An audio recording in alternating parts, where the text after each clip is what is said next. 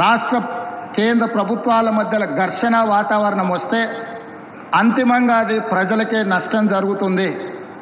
రాజకీయాలు ఎన్నికల సమయంలోనే, ఎన్నికలు ముగిసిన తర్వాత విఘ్నులైన ఎన్నికైన ప్రజాప్రతినిధులు కేంద్ర సహకారంతో రాష్ట్రం యొక్క అభివృద్ధి కోసం కృషి చేయాలి తప్ప పదే పదే కేంద్ర ప్రభుత్వంతో ఘర్షణాత్మకమైన వైఖరి తీసుకుంటే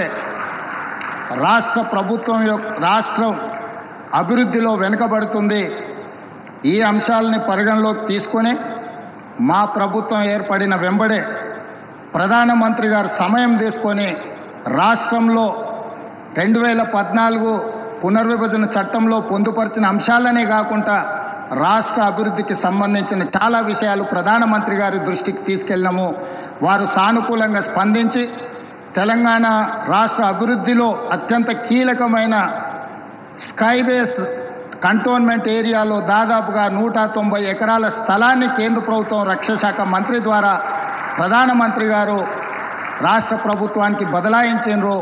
ఎప్పుడైనా రాష్ట్ర కేంద్ర ప్రభుత్వాల మధ్యలో ఘర్షణ వాతావరణం వస్తే అంతిమంగా అది ప్రజలకే నష్టం జరుగుతుంది.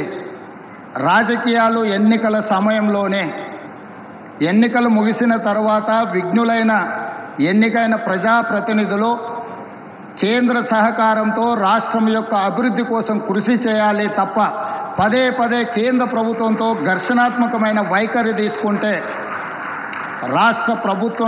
రాష్ట్రం అభివృద్ధిలో వెనుకబడుతుంది.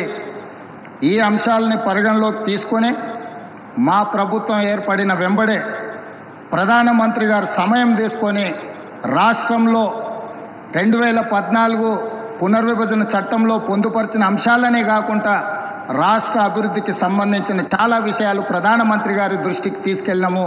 వారు సానుకూలంగా స్పందించి తెలంగాణ రాష్ట్ర అభివృద్ధిలో అత్యంత కీలకమైన స్కైబేస్ కంటోన్మెంట్ ఏరియాలో దాదాపుగా 190 ఎకరాల స్థలాన్ని కేంద్ర ప్రభుత్వం రక్షణ శాఖ మంత్రి ద్వారా ప్రధానమంత్రి గారు రాష్ట్ర ప్రభుత్వానికి బదలాయించారు.